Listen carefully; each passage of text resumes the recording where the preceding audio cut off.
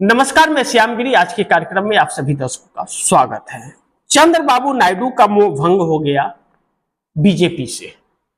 भाजपा कह लीजिए या बीजेपी कह लीजिए, मोह भंग हो गया है चंद्रबाबू नायडू का, क्योंकि अब नरेंद्र मोदी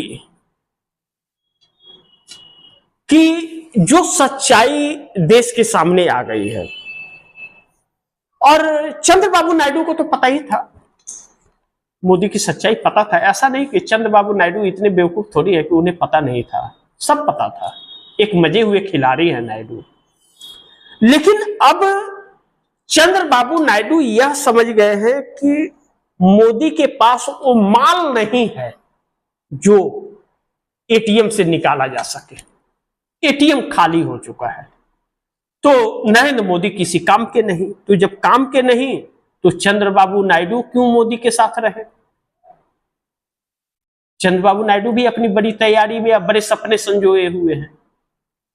तो चंद्रबाबू नायडू का मोदी का हाल देखकर और बेहालपना देख करके और जनता का रिएक्शन देख करके नरेंद्र मोदी से चंद्रबाबू नायडू का मोह भंग हो गया है, और भाजपा से भी मोह भंग हो गया। मोदी से भी मोह भंग हो गया और भाजपा से भी मोह भंग हो गया।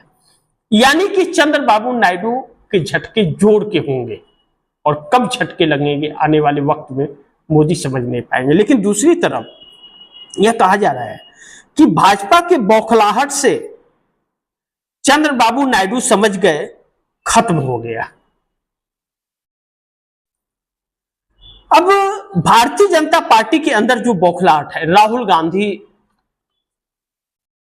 ने जो प्रेजेंटेशन दिया है और उसमें जो सच्चाई झलक रही है, और चुनाव आयोग के बचाव में जो भारतीय जनता पार्टी उतरी है, एक बौखलाहट और झल्लाहट साफ भारतीय जनता पार्टी के अंदर आया है। उससे चंद्रबाबू नायडू यह समझ गए कि खेल खत्म हो गया, खेल खत्म हो गया है। उल्टी गिनती शुरू हो गई है नरेंद्र मोदी की, और काउंटडाउन जो उल्टी गिनती की है ना, वह बड़ी तेजी से हो रही है। एक आराम से होता है, एक कोई बात आराम से बोलता है ये आदमी, और एक आदमी कोई होता है कि जो बहुत जल्दी जल्दी बोलता है, कि 10 मिनट की बातों को 4 मिनट में खत्म कर देता है, 3 मिनट में खत्म कर देता है। और कोई है कि उसी को बहुत आराम आराम से बोलता है और उसे 10 मिनट लेकर के जाता है। तो नरेंद्र मोदी का 3-4 मिनट में खत्म होने वाली परिस्थिति है, यानी बड़ी तेजी से ग्राफ गिर रहा है। तो ऐसे में चंद्रबाबू नायडू समझ गए कि अब मोदी भी किसी काम के नहीं है और भाजपा भी किसी काम के नहीं है, एनडीए गठबंधन का कोई वजूद नहीं रहेगा, खेल खत्म है। अब ऐसे में नायडू के बिना कैसे चलेगी मोदी सरकार? अब जो मोदी यह सोचते हैं कि छोटी छोटी पार्टियों को तो डांट डपट करके अपने पास रख ही लेंगे, वो उनकी हिम्मत नहीं है कि चले जाएंगे। लेकिन चंद्रबाबू नायडू अगर चले गए तो कैसे मोदी की सरकार चलेगी? तब तो मोदी की सरकार चल पाना मुश्किल है, तब तो नीतीश कुमार और भी मजबूत हो जाएंगे फिर।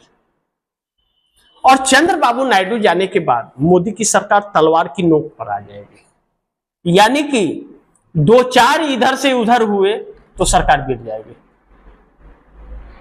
ऐसे जब इस स्थिति में 293, 272 की जगह 293 के आंकड़े हैं, तो ये हाल है, और 275 तक आ जाएंगे, 3 का फासला रहेगा, तब तो एक झटके में भाजपा ही छोड़ करके भाग जाएंगे, तो मोदी की तो किसी काम के नहीं रह जाएंगे। तो अब परिस्थितियां जो हैं वह बहुत विपरीत हो रही हैं, और चंद्रबाबू नायडू अलग सपने देख रहे हैं। चंद्रबाबू नायडू को कहा जा रहा है कि प्रधानमंत्री का ऑफर भी है, और चंद्रबाबू नायडू चले गए तो नायडू के बिना कैसे चलेगी मोदी सरकार, यह भी देखना बड़ी महत्वपूर्ण होगा। लेकिन नायडू मोदी का खेल खत्म करेंगे, यह बात अब तय मानी जा रही है, क्योंकि नरेंद्र मोदी ने चंद्रबाबू नायडू के साथ सब कुछ ठीक ठाक नहीं किया है। उन्हें